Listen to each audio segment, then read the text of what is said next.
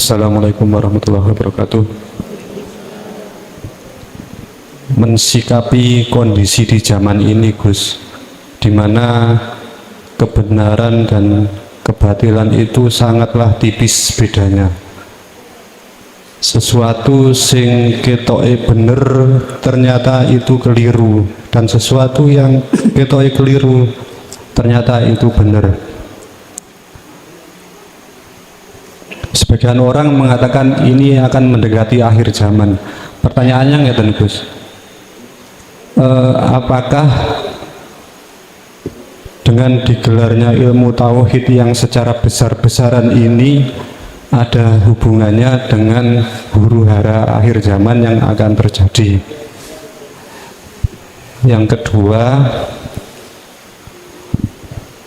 secara syariat kan yang nanti akan turun makhluk-makhluknya Allah seperti Dajjal, Imam Mahdi, Nabi Isa dan lain-lain.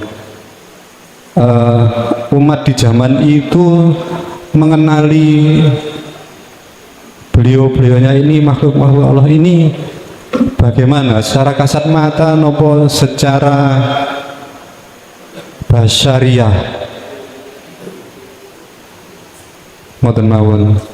Terima kasih. Bapak Ibu matur suwun, dari dua pertanyaan tadi, yang pertama, memang kita dalam penghujung zaman, Pak, penghujung zaman, di mana Allah menghendaki dinul haq itu digelar besar-besaran. Itu tertanda memang musibah di sana sini pasti Allah datangkan. Terhadap siapa? Bagi mereka yang tidak mau tetap kembali kepada Allah, yang tidak mau tetap kembali pada Allah.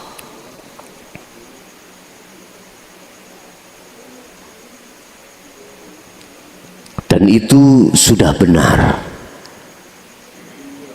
Allah lewat para utusannya sebelum Kanjeng Nabi,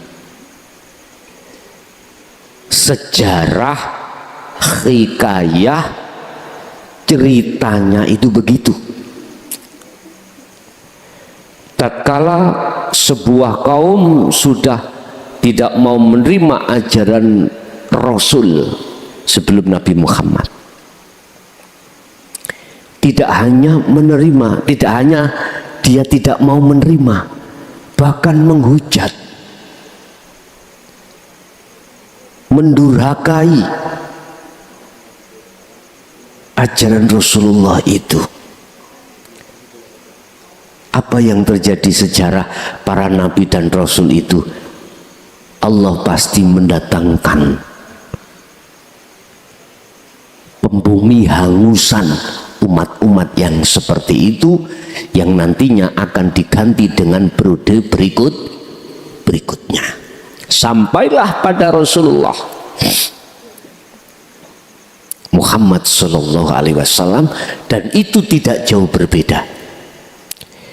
Ingat, Allah katakan terhadap seluruh Rasul, siapapun tanpa terkecuali, wa ma arsalna min qablika mir rasulin illa nuhi ilaihi annahu la ilaha illa ana fa'budun.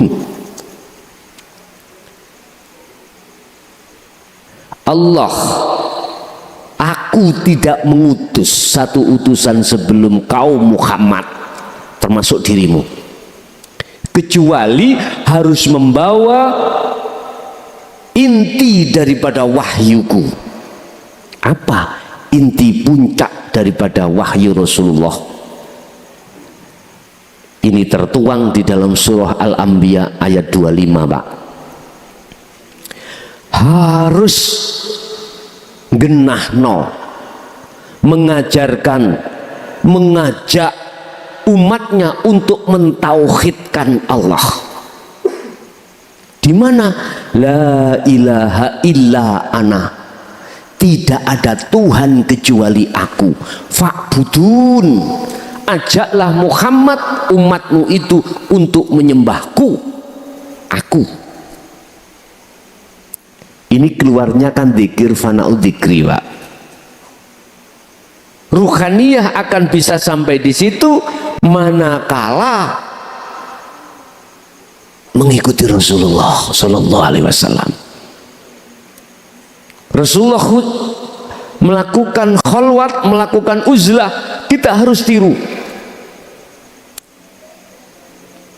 Sebab inti daripada maksud uzlah adalah yakfur bitauhid wa yu'min billah, menghilangkan iman selain daripada keahatan Allah itu harus hilang.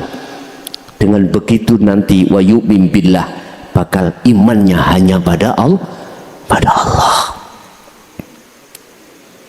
Andai kata setelah la ilaha illa ana nggak ada kalimah fa'budun, maka mungkin Rasulullah tidak mengajarkan hal ini. Makanya ini yang sebagai dasar saya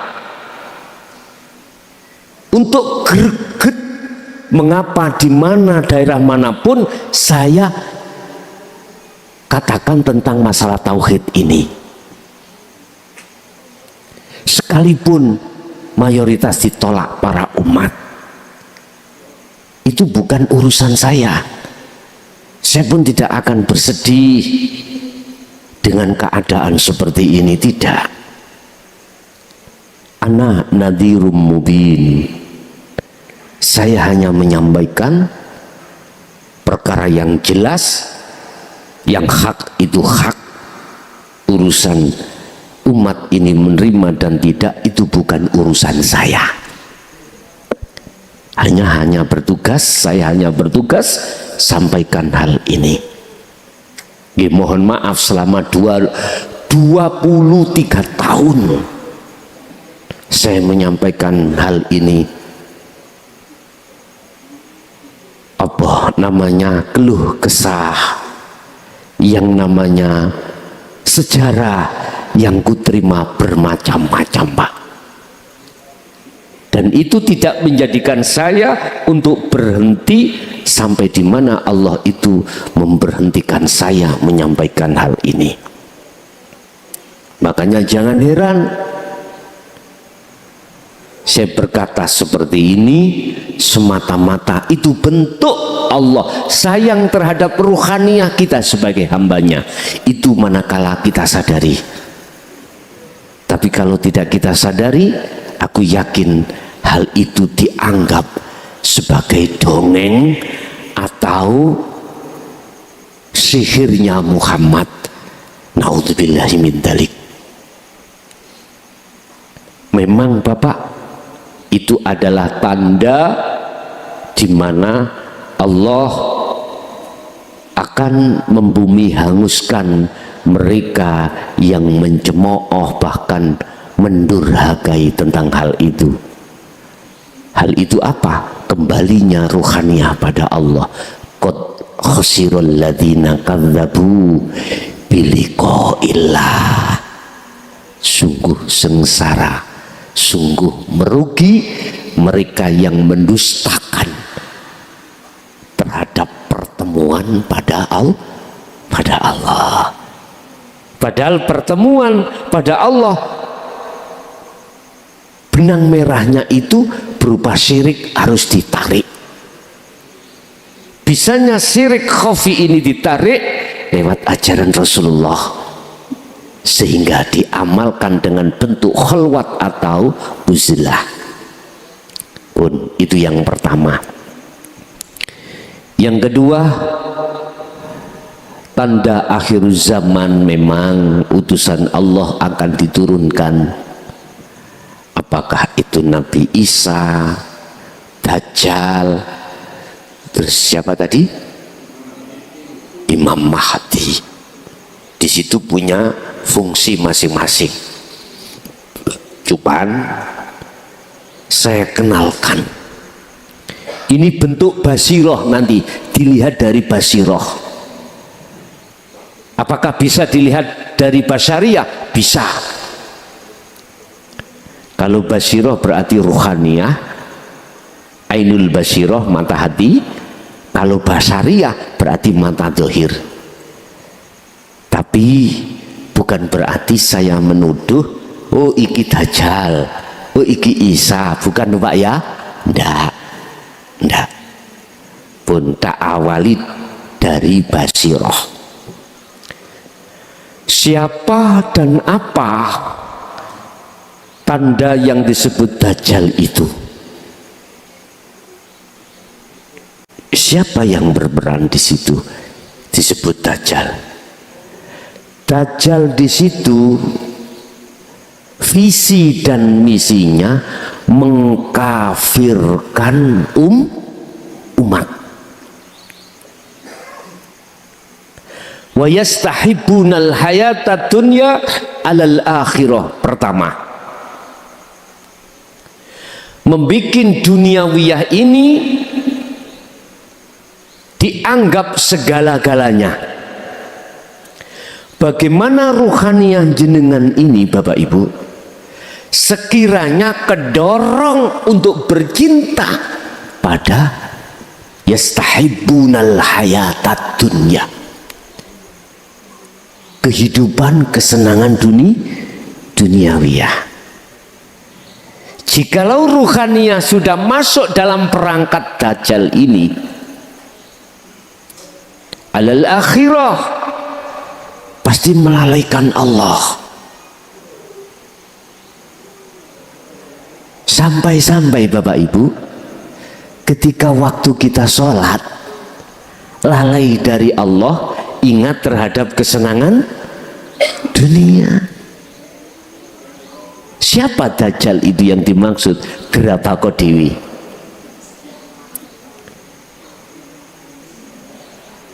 Siapa yang membuat ruhaniyah kita yastahibbu, demen, tresno, sayang, suka, cinta, menghamba?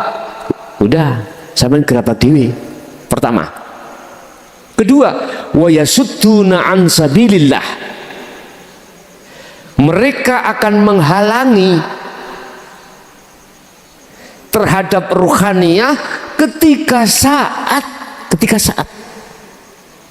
melakukan perjalanan suluk atau khalwat, uzlah, menuju dan bertemu Allah fi sabilillah.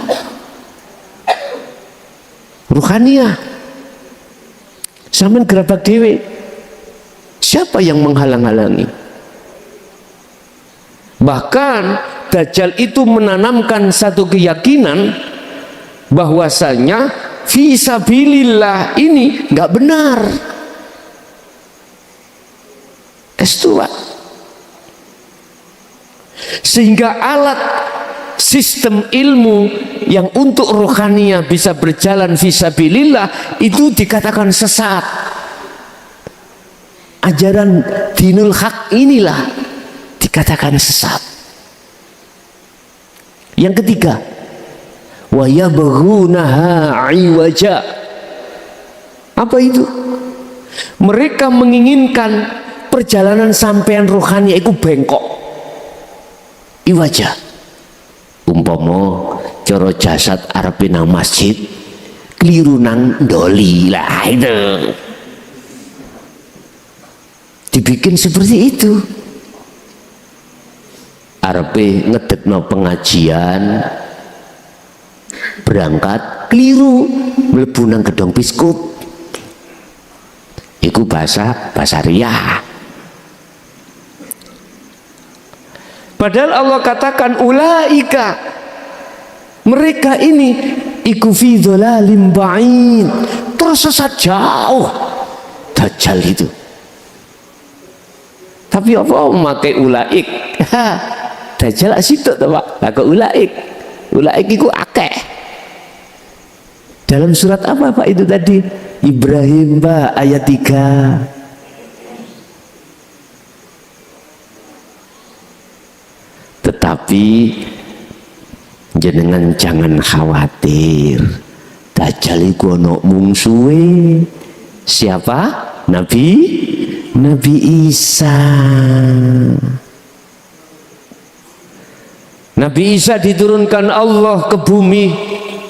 Di dalam Al-Quran surat apa saya lupa. Tolong yang hafid dikasih tahu. Itu dikatakan ada perintah Allah, visi dan misinya apa? Meneruskan syariatnya Rasulullah Sallallahu Alaihi Wasallam. Itu pertama. Syariatnya Rasulullah yang bagaimana? Kalau boleh saya tambahi keterangan sedikit. Syariatnya yang menjadi hakikat sampai pada makrifat Allah. Contoh syariati sholat iku apa? Ilmu itu supaya kita sholat menjadi sholat yang benar. Orang Indonesia akhirnya berhubung kiblatnya ada di Mekah barat, harus jasad iku menghadap ke barat. Sholat, nama sholat ikut torikohnya, ilmunya untuk membenarkan sholat ikut syariah. Bagaimana ini menjadikan hakikat menuju makrifat Allah? Kama sholaita ala Sayyidina Ibrahim millata Ibrahim Hanifa. Ruhaniyah condong pada Allah, bukan condong pada selain Allah. Otomatis bertauhid. Ini beliau nanti secara fisik basariah saya nggak bisa ngomong, tapi secara hakikiah sifat basirah itulah Nabi Isa. Yang kedua, yang pertama tadi saya tambah sedikit, beliau akan membagikan, mengajarkan terhadap ruhaniyah kita bagaimana caranya syariat sholat ini menjadi hakikat menuju makrifat. Akhirnya datangkanlah ajaran tentang dinul haq. Terus syariat menjadi hakikat itu yang bagaimana? Ketika Anda sholat jasmaninya, ruhaniyah Anda melepaskan sifat basariah Anda, sehingga Anda tidak merasa meyakini diri Anda yang bisa melakukan, tapi di dalam ruhaniyah sampean itu adalah merasa meyakini bahwasanya semua yang terjadi dalam sholatmu itu semata-mata karena Allah. Untuk masuk di situ Rasulullah memberikan satu pengertian di dalam tentang ihsan. Ya Muhammad, malaikat Jibril tanya, ihsan itu bagaimana? Dijawab Rasulullah, anta budallaha ka'annaka taroh. Ketika kau menyembah seakan-akan bisa melihat Allah, otomatis kembalinya pada rasa, pada iman. Kalau kau tidak bisa melihat Allah, kau harus seakan-akan selalu dilihat Allah. Ini muraqabah, Pak. Yang ku maksud muraqabah untuk kemusyahadah, dan ini proses kita. Beliau Nabi Isa selalu mendengungkan tauhid ini terhadap umat di penghujung umat ini. Dengan begitu, dan si ruhaniyah berlaku sesuai dengan syariatnya Rasulullah yang diteruskan oleh Nabi Isa, Dajjal mati, nafsu itu nyese sifat basariyah sampean yang menutupi ruhaniyah terhadap Allah hilang. Akhirnya makrifat itu. Apa visi misinya yang kedua? meruntuhkan salib. Mohon maaf saudaraku yang ada di Nasrani, saya tidak bicara tentang fisik, enggak. Ini ulama ada yang mengartikan orang-orang selain agama Islam itu berbondong-bondong bertalqin, bersyahadat secara syariat. Ngerti nih bahasa syariat ini. Tapi bahasa hakikat ruhaniah jenengan berbondong-bondong untuk talqin, mengerti bagaimana menyembah Allah yang benar. Itu. Yang ketiga, membebaskan pajak. Apa maksud? Apakah pajak PBB ini? Itu penuh tafsir, Pak. Kalau boleh saya jelaskan. Kita melakukan sholat syariat saja mesti minta bayaran Allah. Apa? Pahala toh? Ganjaran ya? Minta bayaran pada Allah karena kita merasa diri kita yang melakukan. Iya.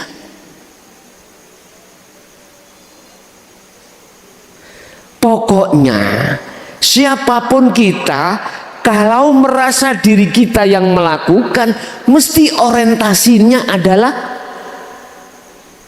tendensi. Pasti itu, Pak. Tendensi. Contoh, umpama saya buka pondok besar, Pak. Tidak ratusan santri saya, ribuan di pondok. Berhubung saya ruhaniah saya belum makrifat Allah, pasti di situ ada tendensi lah. Iki jenenge njaluk pajak. Apa tendensi saya? Ada dua yang saya minta. Pertama, santri-santriku ya per bulan ini biro, mohon maaf loh ya, hati aku ngomong, tidak ngomong jasmani. Nek jasmani harus, makanya di pondok-pondok itu ada syahriah, ben bulan harus bayar. Itu benar sudah, cuman sing tak maksud ruhannya saya menghadap terhadap tendensi itu tadi. Kedua, penghormatan. Wong saya kiai ini, Pak, santriku harus muja-muji, menghadap terhadapku sebab aku sohibul barokah wal fadilah ning jerone atiku ngono. Nah, ketika Isa datang seret dalam diri kita, hilang itu semuanya. Inilah maksudnya membebaskan pajak. Artinya ketika perilaku jenengan kalau sudah mencerminkan ajaran Rasulullah yang diteruskan Rasulullah Isa alaihissalam, nggak ada tendensi apapun. Urusan jasmani terserah, itu jasmani. Kita tidak bicara jasmani tapi rohani. Mengapa tidak ada tendensi? Karena sudah dalam hati kita sudah merasa tertancap rasa atau iman yang berperan cuman Allah. Ammal arifuna la yarawna li anfusihim syai'an bal yusyahiduna annal fa'ila huwallahu ta'ala. Ini sering saya katakan, orang yang ruhaniyahnya itu sudah dikatakan makrifat Allah. Satu, dia tidak merasa dan mengimani apa yang muncul dalam dirinya itu dari dirinya, tetapi justru yang kedua muncul dalam dirinya semata-mata datangnya dari Allah subhanahu wa ta'ala untuk mengkondisikan ruhaniyah kita seperti ini. Bapak Ibu, harus riyadhah ambil dzikir, pun intine wonten mriku. Kalau sudah tidak menetapkan sumbernya dari dirinya, bahkan dari Allah, maka selanjutnya di luar dirinya juga begitu. Tidak menuduh dan tidak beriman, semuanya itu sumber dari makhluk, tetapi dari Allah Subhanahu wa ta'ala. Wis, nek ngeten iki pun aman, Pak. Makanya Allah katakan, ala inna awliya Allah la khaufun alaihim walahum yahzanun. Tidak ada rasa khawatir. Mene aku ambek keluargaku mangan nopo. Ndak. Karena dia sudah tahu semuanya Allah. Sing nyeting Allah, sing nglakokke Allah, dan lain sebagainya. Ini Bapak Ibu ya. Jadi kalau saya jawab secara syariah, siapa beliaunya yang disebut Nabi Isa itu?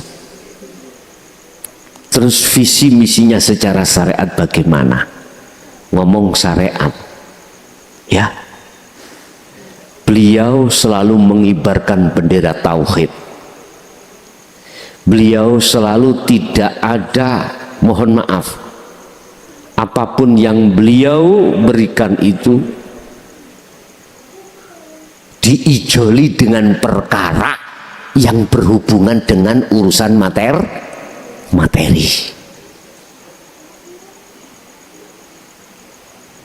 Lah dajalnya itu dibunuh, maksudnya yang bagaimana? Karakter yang mengatakan bahwa ajaran dinul haq itu sesat. Karakter mereka itu dibunuh. Artinya tidak diberikan satu waktu untuk menyesatkan umat. Bila mana dia mengatakan menyesatkan umat, di situ umat sudah membawa bekal dinul haq. Ingat, mungkin kita mendengarkan sejarah sebelum tekani Nabi Isa, banyak umat itu menjadi korbannya Dajjal. Iya, beliau Dajjal, dia tangan kanan membawa surga, tangan kiri membawa neraka. Di batuknya ada tulisan kafaro. Siapa yang masuk surganya Dajjal, dialah yang akan masuk nerakanya Allah. Siapa yang masuk nerakanya Dajjal, dia akan masuk tetanda surganya Allah. Apa surganya Dajjal? Hubbu syahwah. Enak Pak, rumah mewah, jabatan uang berlimpah. Ya apa gak berudul teko purel-purel niku pun sembarang keturutan Pak. Ngomong sak ngomong, bicara sak bicara, mobil bentahun ganti, punya uang ya nek potongan sampan kali kula niki asalin becak ya tetep becak, asalin macul ya tetep macul. Tetapi memang iman seseorang kalau sudah di ranah dinul haq, mohon maaf, sudah tidak sibuk ruhaniyah ini, condong pada kesenangan dunia secara otomatis. Tapi mohon maaf Pak, ini berat dilakukan oleh umat, berat sekali, berat. Makanya dalam hadis qudsi, kalau nggak salah mohon koreksi ya, Allah dawuh, dunia ini menjadi nerakanya orang mukmin dan menjadi surganya orang kafir. Ya di situ. Makanya orang-orang Islam itu melarat-melarat, gitu ya. Bahasa syariat loh Pak ya, bahasa syariat. Bahasa hakikat, orang yang hatinya sudah condong pada Allah itu kebanyakan juga meninggalkan jasmaninya, itu meninggalkan kemewahan dunia. Tapi lantas bukan berarti semuanya harus begitu, enggak. Itu Allah yang menempatkan, cuman minoritas jasmaniahnya itu juga mewah. Contoh Abu Hasan As-Sadzili, bagaimana beliau. Contoh Imam Ghazali, awalnya bagaimana. Tapi minoritas Pak, mayoritas iku omah ndukur nisor jembatan, gak dia apa-apa, tapi jadi nyaman hatinya. Allah banyak menaruh kekasih-kekasihnya itu di ekonomi menengah ke bawah. Ada yang jadi petani, menjadi pedagang, ataupun jadi yang lain. Sesuai Allah menaruhnya di mana. Jadi kembali kepada Dajjal adalah nafsu di dalam diri kita masing-masing. Lah isanya siapa? Warid yang ditaruh Allah di dalam hati jenengan untuk membimbing ruhaniyah menuju dan bertemu Allah. Iku secara kacamata hakikat. Jelas nggih? Secara kacamata syariat saya mboten ngomong. Kalau aku ngomong jelas geger, tapi tetap kudu tak omong. Secara hakikat yaitu secara syariat, manakala saya omong mesti jadi geger dan lain sebagainya, tapi tetap saya ngomong. Paham maksudnya? 3 tanda yang menjadi visi dan misi Dajjal. Surat Ibrahim ayat 3. Wa yastahibbunal hayatad dunya 'alal akhirah. 1. 2. Wa yasudduna an sabilillah. 3. Wa yabghunaha 'iwaja. Wis sampean gerabak dhewe. Iku Dajjal. Terus Isa, mungkin sampean delok nang Quran tentang tauhid la ilaha illallah, la ilaha illa huwa, la ilaha illa anta, la ilaha illa ana. Wis. Iki kok tarung, Pak. Tarung antara sifat basariyah dan basiroh, tarung antara Dajjal dengan Isa, tarung. Dimenangkan siapa? Qul ja'al haqqu wa zahaqal batil innal batila kana zahuqa. Isalah yang menang, kebenaran yang hakikilah yang menang, Allah lah yang menang. Udah, menang dari sudut pandang mana? Bapak Ibu, secara syariat sudah saya katakan, mereka yang membuat duniawiyah, menyensemkan, menggiurkan ruhaniyahmu, dialah yang menghalang-halangi ruhaniyahmu itu fisabilillah. Mereka lah yang menginginkan ruhaniyahmu itu berbelok arah. Sekarang wis kenceng iman pada Allah, ditarik supaya tidak nang Allah.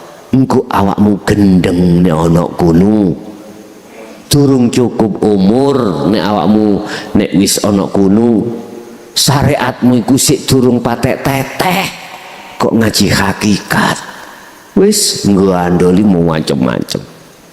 Rasulullah dulu tidak mengajarkan itu. Kamu kok mengikuti iku ya sesat. Dzalika dhalalatun. Udah, saya tidak bicara inisial, ndak. Saya contohkan saya sendiri aja seperti itu, Pak. Udah. Ada lagi? Monggo.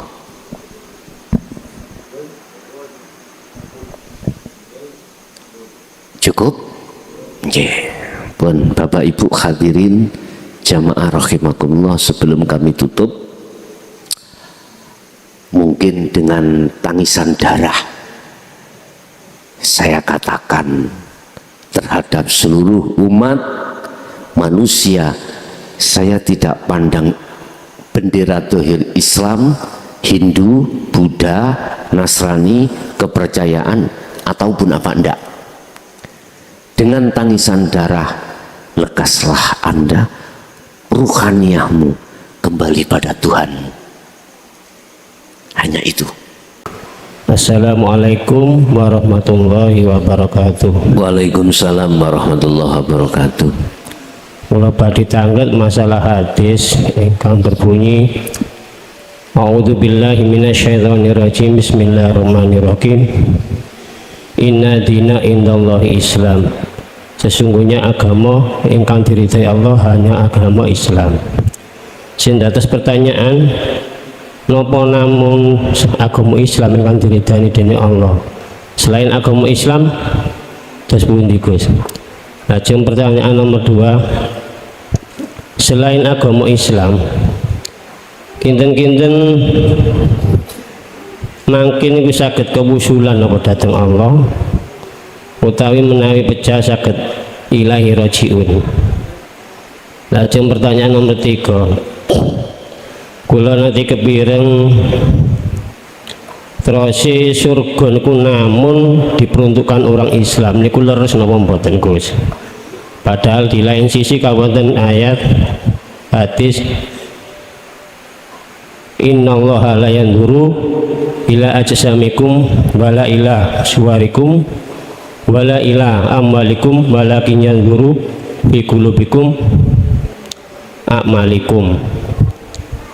Sesungguhnya Allah tidak melihat pada badan-badanmu, tidak melihat pada rupa-rupamu, tidak melihat pada harta-hartamu, melainkan Allah melihat hatimu dan perbuatanmu. Terus pun menurut pandangan hakikat nyuwun penjelasannya ngapunten kula kiri. Wassalamualaikum warahmatullahi wabarakatuh. Waalaikumsalam warahmatullahi wabarakatuh. Inna dina indallahil Islam. Sesungguhnya agama yang diridhai Allah di sisi Allah adalah agama Islam.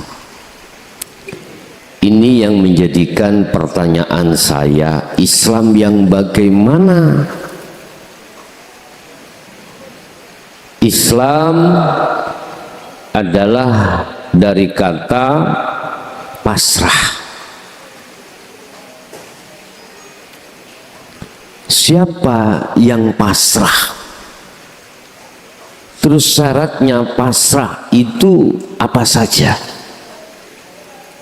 Tapi sebelum kami masuk di dalam Islam itu pasrah, kalau boleh saya katakan,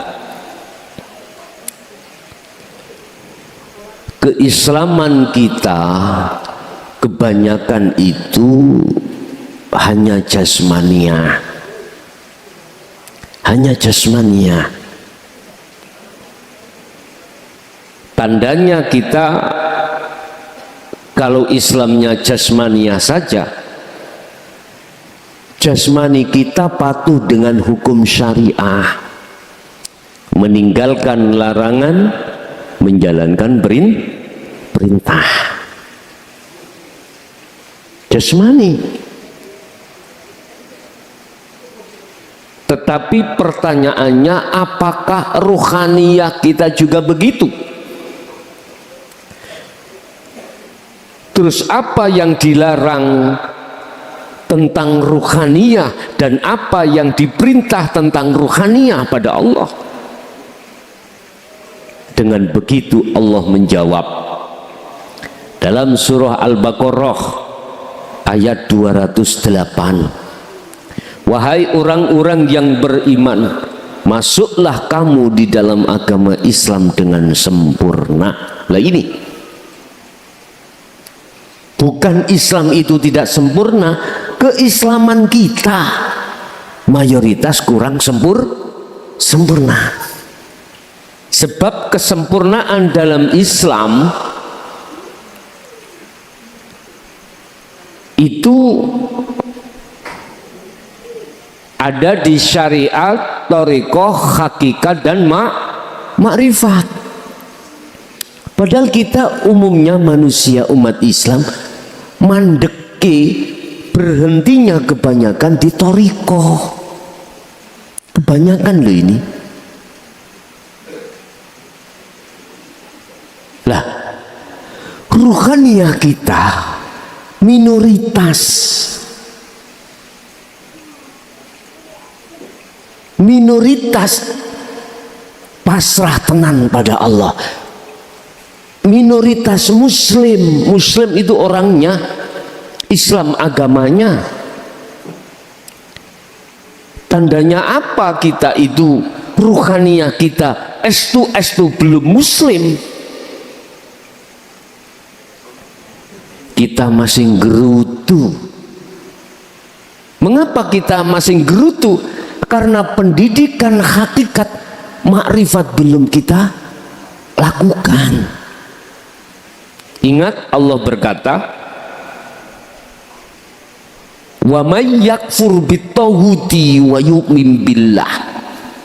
Imanmu akan benar-benar makrifat pada Allah manakala yakfur bitaghut, ruhaniyahmu itu tinggalkan perkara selain Allah.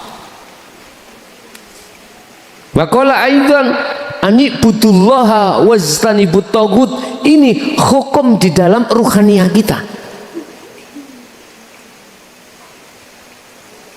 Islam jasmania kita sudah diberikan satu barometer atau lampu-lampu, tinggalkan larangan, jalankan perintah.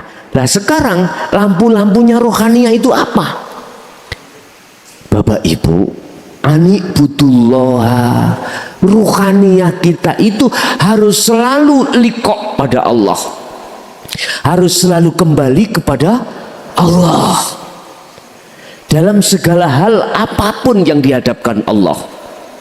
Sebab ketahuilah bahwasanya apapun problematika sikon yang dihadapkan Allah pada ruhaniyah itu adalah ujian. Innama amwalukum wa auladukum fitnah. Ujian.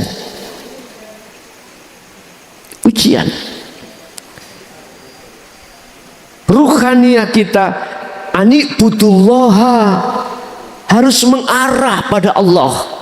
Satu, wajtanibut taghut, dan ruhaniyah ini wajib untuk meninggalkan tauhid. Apa tauhid itu? Iman kepada selain Allah.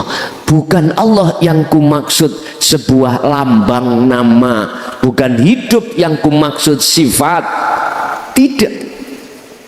Itu bisa Anda lakukan dan temukan dengan imanmu.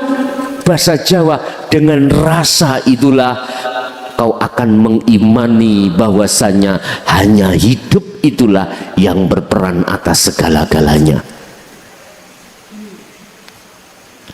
Manakala ruhaniyah itu sudah manjing di situ, inilah Bapak Ibu yang dimaksud innatina indallahil Islam. Benar memang, sesungguhnya agama di sisi Allah yang diridhoi adalah Islam. Islam yang kumaksud adalah pasrah. Dengan pasrah yang sebenar-benarnya itulah akan menjadikan kau selamat.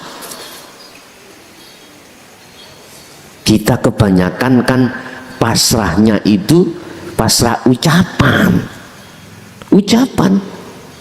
Tawakkaltu alallah.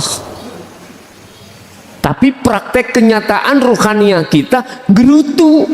Contoh niki kebanyakan loh, kebanyakan. Katakan saya menjadi petani,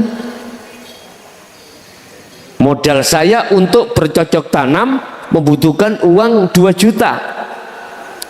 Itu tanaman, belum pekerjaan, total 5 juta sesuai dengan lebar dan luasnya lahan. 5 juta. Ketika saat itu sudah berlangsung, kita menunggu menuainya, memanen. Dulu itu kita ngomong, wis tak pasrah nonang Allah, sebab yang menumbuhkan juga Allah, munculnya buah juga Allah. Tawakal sudah. Saya sekedar usaha aja, ikhtiar. Bila mana ada belalang, penyakit, kita semprot, ikhtiar. Supaya subur, kita kasih pupuk. Bentuk ikhtiar dan usaha dengan harapan untuk menghasilkan penghasilan yang 2 kali lipat, bahkan 3 kali lipat. Tiba-tiba Bapak Ibu, mungkin kurang 1 minggu dicuri orang atau dihabiskan tikus. Bagaimana praktek kenyataan rohania kita? Kebanyakan kita gerutu, padahal tadi kita sudah mengatakan tawakkaltu alallah. Berarti manakala masih gerutu, tawakal kita tadi itu hanya di lisan, tidak bisa tembus di dalam hati. Berarti Islamku iku Islam KTP. Iya, KTP kan untuk pengenalan diri kalau saya sebagai orang Islam. Mohon maaf loh ya. Tapi semuanya ada proses, Pak. Kita umat Islam juga ada tingkat-tingkatan. Nggak ngerti nggih? Jadi belum, rohania kita belum muslim. Rohania kita telah keluar dari kaidah keislaman di dalam Al-Quran. Ya, mohon maaf, kita saling koreksi diri kita masing-masing. Saya nggak ada hak untuk mengoreksi orang lain. Saya hanya berhak mengoreksi diri saya pribadi. Jadi saya masih gerutu tatkala itu rugilah saya, uangnya malah itu hutang, Pak. Tambah pusing 2 kali. Sungguh Bapak Ibu. Tetapi bagi alladzina, mereka yang dikatakan Allah dalam surah Al-Baqarah 156 tadi, dia bisa kembali kepada Allah. Nggak berlaku rasa sedih, rasa khawatir, gak iso nyaur, nggak ada.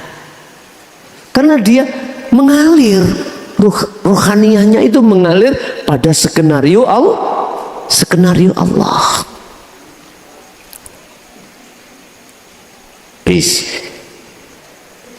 Itu memang Al-Quran, Pak. Inna dina indallahil Islam, setahu saya. Jadi yang dimaksud Islam di situ adalah kafah. Islam kita sudah kafah. Makanya tinggal kita melihat dari kacamata mana. Kalau kita lihat dari kacamata syariat, ya Islam kita yang bersyariah niki patuh. Yang dikatakan inna dina indallahil Islam. Tapi kalau kita memandang dari kacamata hakikat, Itulah mereka yang sempurna, sudah sampai makrifat pada Allah. Beda kacamata, ya beda fungsine, dan beda yang dilihat. Kita pakai kacamata min, itu juga nggak sama kita pakai kacamata plus. Laksana seperti itu Bapak Ibu. Udah, itu yang pertama. Yang kedua, apa tadi Pak? Tolong diingatkan. Yang kedua apa? Yang kedua, selain agama Islam itu nopo boten diridani dening Allah, Gus. Selain agama Islam apakah Boten diridani kali Allah. gak diridani Allah? Oke, kita jawab. Kalau saya menjawab dari kacamata hakikat, mohon maaf, kalau ruhaniyah kita belum betul-betul anibudullaha wajtanibut tauhid, otomatis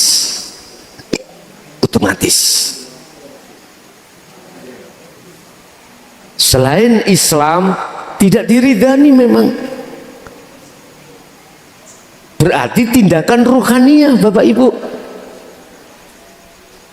Tapi kalau kacamata syariat saya menjawab lain lagi. Sungguh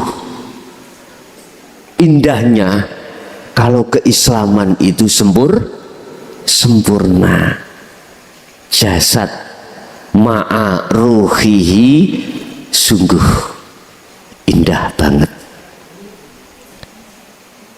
Saya jawab iya, manakala kacamata hakikat ruhaniyah kita itu belum sampai ma'rifatullah. Di situ ada iman, ada ihsan juga. Secara syariat kita beriman Allah Tuhan kita. Kita mengucapkan 2 kalimat syahadah itu sudah Islam. Lah gitu toh. Bentuknya iman kita patuh dengan aturan syariat. Itu bentuk iman. Sama. Ruhaniyah kita harus bersyahadah. Apa sih syahadah? Bersaksi. Kemana kita bersaksi?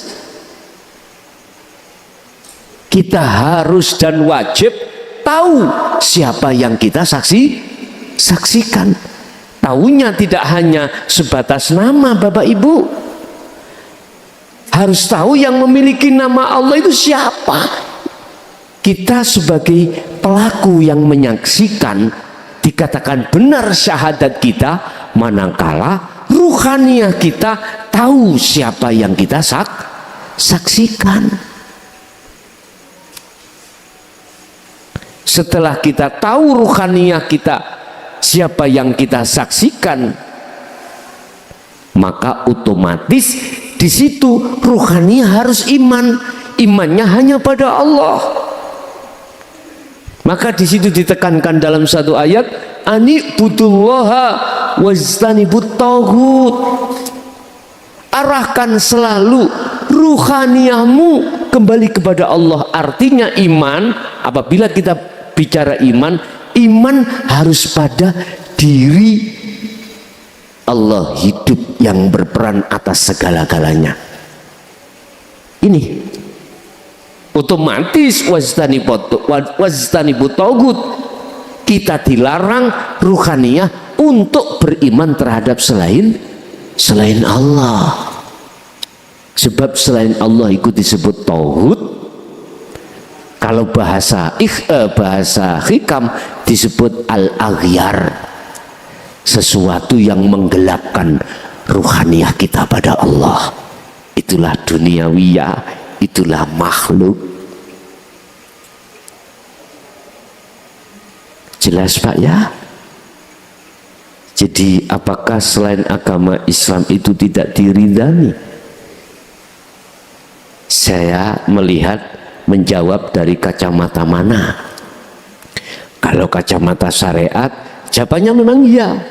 Kacamata syariat berarti yang selain agama Islam secara jasmania, tapi secara ruhaniyah tidak.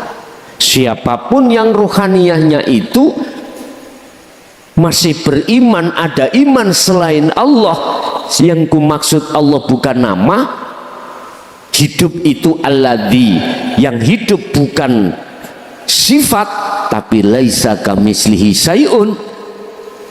Kalau keluar dari ini memang iya, nggak diridhani oleh Allah. Tapi manakala lahiriahmu, mohon maaf iki ekstrim ya, mohon maaf sing dereng sampak dumugi, yang tidak sampai di situ tolong disimpan aja pengertian ini nanti.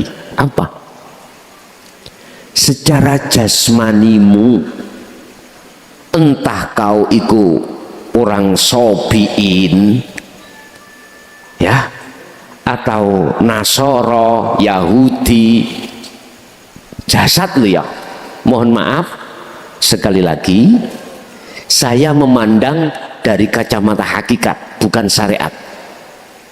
Jadi jangan dicampur, dipilah-pilah. Ini kontradiksi mestinya. Tolong bagi Anda yang belum sampai di situ, jangan ditelan mentah-mentah. Jangan, tolong jangan. Apapun bendera jasmaniyahmu, manakala ruhaniyahmu itu betul-betul sesuai Al-Quran pada saat ini, yaitu berlaku ani'budullaha wastanibut tauhid, inilah yang diridhani Allah subhanahu wa ta'ala. Tapi mohon maaf, pasti geger Pak ini kalau dilihat diterjemahkan lewat kacamata syariah. Makanya tolong keterangan yang barusan ini jangan diterima di akal, jangan diterima di nafsu, tapi tolong jawablah, terimalah dengan imanmu. Yang iman itu mengatakan apakah benar ataukah salah ketika ruhaniyah kita itu beriman selain Allah. Itu panjenengan dewi sing jawab. Bahasa sholat Pak, mohon maaf, apakah benar di mata Allah sholat kita itu ruhaniyah, tidak makrifat pada Allah? Jawabannya macam-macam. Saya katakan benar miturut kacamata syariat, saya katakan masih kurang benar miturut kacamata hakikat. Jadi pun salah paham, tolong sing dereng tekan situ, belum sampai di situ, dipending aja keterangan ini, dipending aja. Ada ayat surat Al-Baqarah mungkin, sesungguhnya orang-orang yang beriman, termasuk orang Yahudi, orang Nasrani, terus Sobiin, itu ya, tapi dia beriman pada Allah, itu pasti akan dimasukkan surga. La khaufun alaihim walahum yahzanun. Berarti ruhaniyah Pak, tidak membahas jasmaniyah. Kalau boleh saya katakan, wahai umat Islam, berbondong-bondonglah ruhaniyahmu untuk kembali kepada Allah. Sebab kita terlalu lama rohaniyah kita itu berkasih mesra, bercinta terhadap selain Allah, yaitu terhadap nafsu lewat kesenangan dunia. Yang ketiga tadi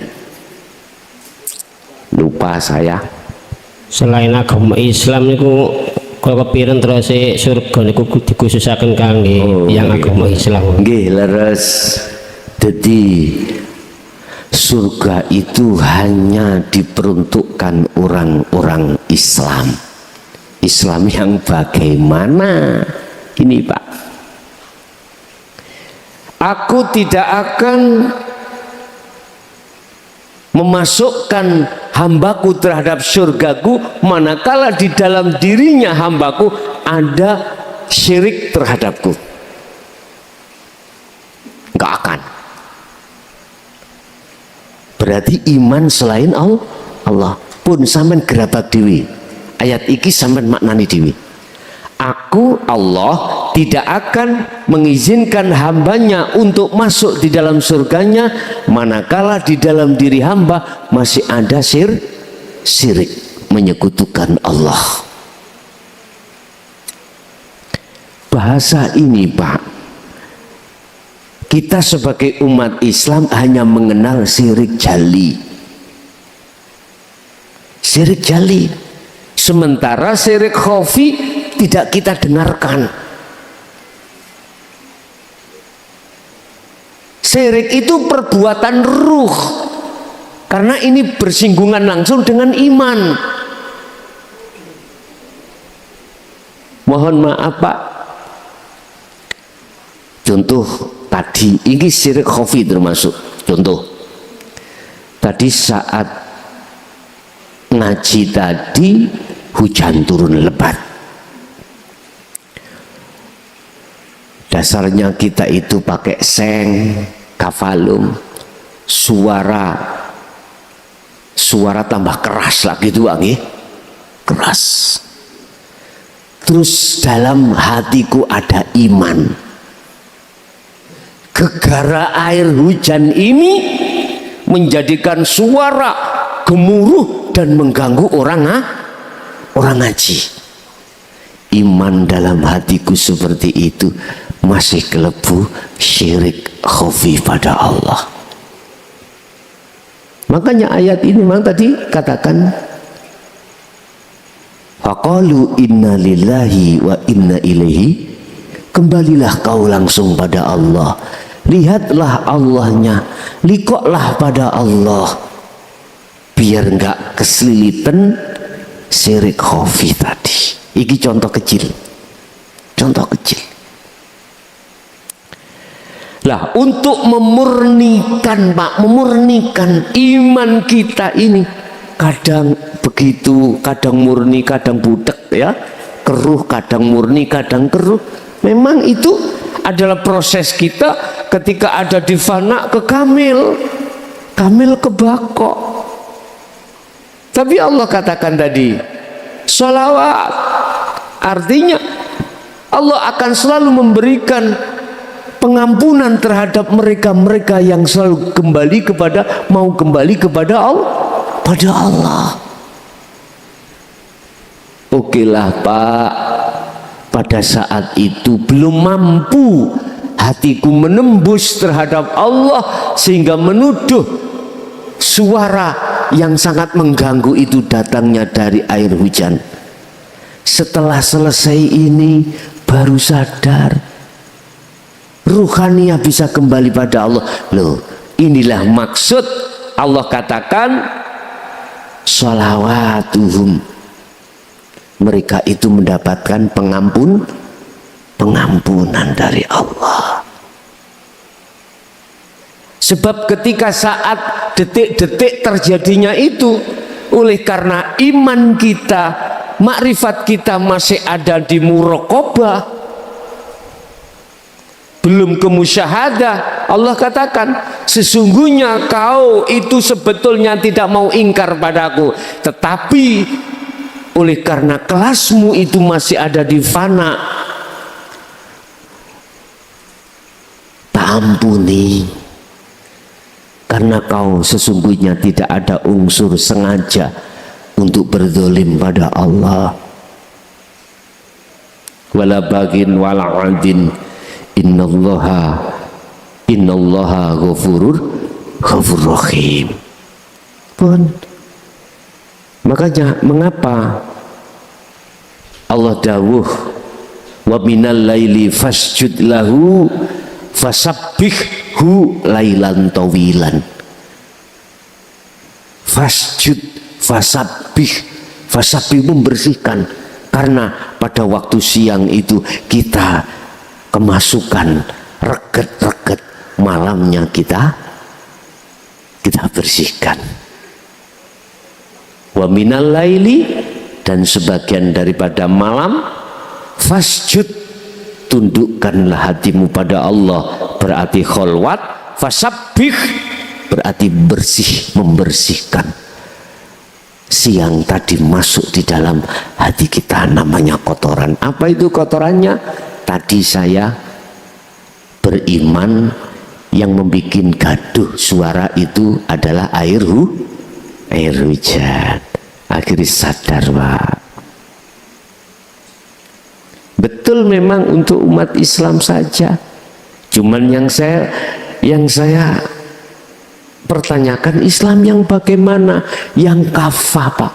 Terus pertanyaannya, apakah umat Islam yang hanya syariat itu besok tidak dikasih surga? Nah gitu toh.